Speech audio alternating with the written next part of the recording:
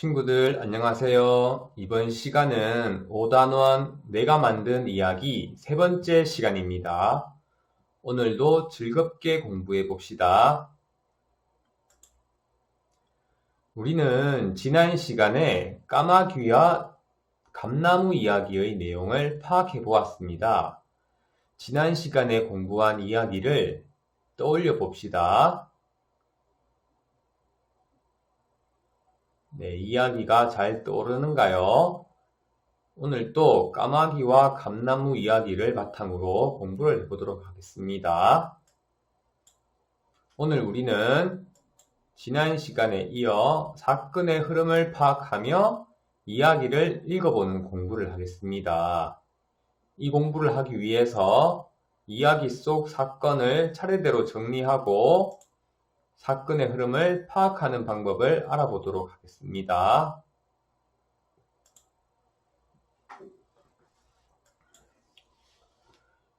자, 우선 까마귀와 감나무 이야기에서 일어난 일들을 차례대로 정리해 볼까요?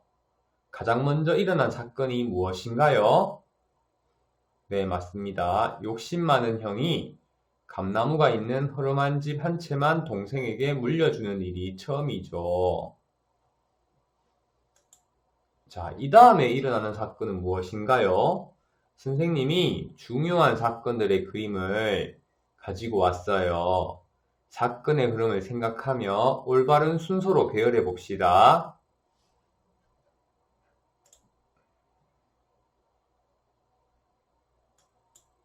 네, 잘했죠?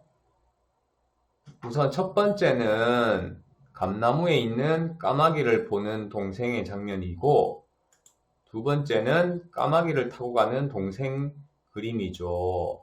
마지막은 형이 금으로 된 산에 가 있는 모습이죠. 여러분들 그림을 보니 어떤 일들이 있었는지 기억이 잘 나죠? 자, 그럼 두 번째로 일어난 일을 한번 써보도록 하겠습니다.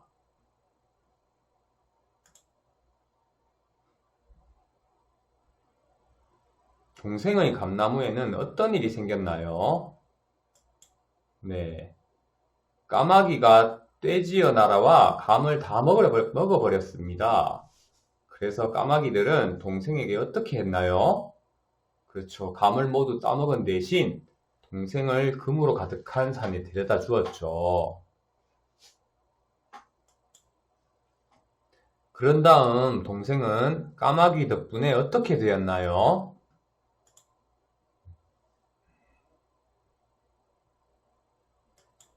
네, 그렇죠.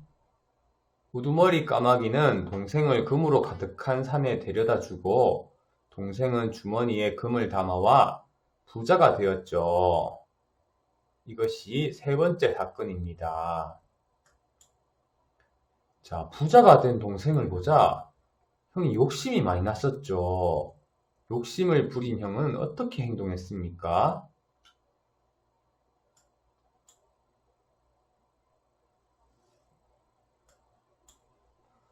네. 동생에게 감나무를 빌려 똑같이 따라 했습니다. 그래서 형은 어떻게 되었나요?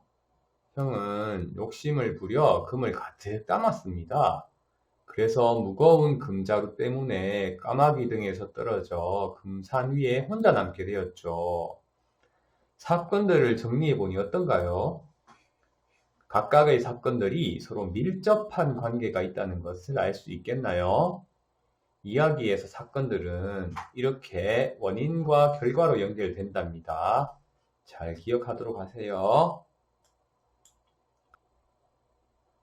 우리는 이야기를 읽고 사건의 흐름을 파악하기 위해 여러 가지 활동을 지금까지 해왔습니다. 그러면 다음 장면을 보고 사건의 흐름을 파악하는 방법이 무엇인지 생각해 봅시다. 자, 함께 살펴볼까요? 첫 줄 동생, 형, 우두머리 까마귀는 무엇인가요? 네, 우리가 찾았던 인물들이죠. 그러면 두 번째 줄 옛날 어느 마을 동생의 집 금으로 가득한 산은 무엇인가요? 네, 맞아요. 이야기에 등장하는 장소들입니다. 그럼 마지막으로 까마귀가 감을 다 먹어버렸다. 욕심을 부려 금을 못 가져오고 집에도 오지 못했다는 무엇인가요? 네, 이야기의 중요한 일들입니다.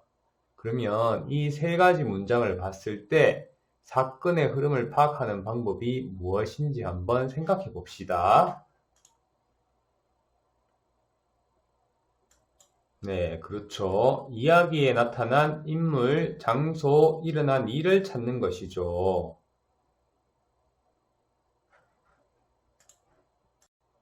자, 다음을 보고 사건의 흐름을 파악하는 방법을 생각해 봅시다. 네 가지 일 모두 이야기 속에 일어난 일들입니다.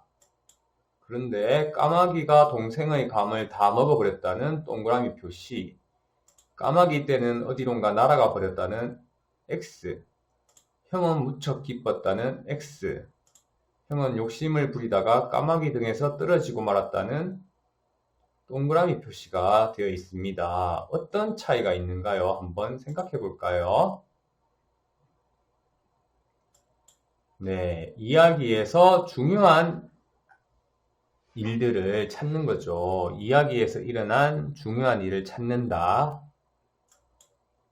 자, 그러면 사건의 흐름을 파악하기 위한 마지막 방법을 생각해 봅시다. 이야기 속 세 가지 사건을 순서대로 배열하면 어떻게 되나요? 첫 번째, 욕심 많은 형은 감나무가 있는 허름한 집 한 채만 동생에게 주었다. 두 번째, 동생은 주머니에 금을 담아와 부자가 되었다. 세 번째, 형은 부자가 된 동생을 보고 동생을 따라했다. 자, 마지막 방법은 무엇인가요? 네, 일이 일어난 차례를 살펴보는 것이죠. 자, 그러면 우리가 이야기를 읽고 사건의 흐름을 파악하는 방법을 다시 한번 정리해 보겠습니다. 교과서 149.5번에 써봅시다. 그럼 같이 한번 확인해 볼까요? 이야기에 나타난 인물, 장소, 일어난 일을 찾는다. 두 번째는 이야기에서 일어난 중요한 일을 찾는다. 마지막으로 일이 일어난 차례를 살핀다가 되겠죠. 오늘 우리는 무슨 공부를 했나요? 네, 사건의 흐름을 파악하며 이야기를 읽는 공부를 했습니다.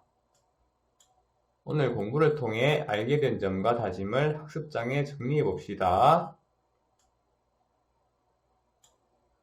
자, 그럼 오늘 공부를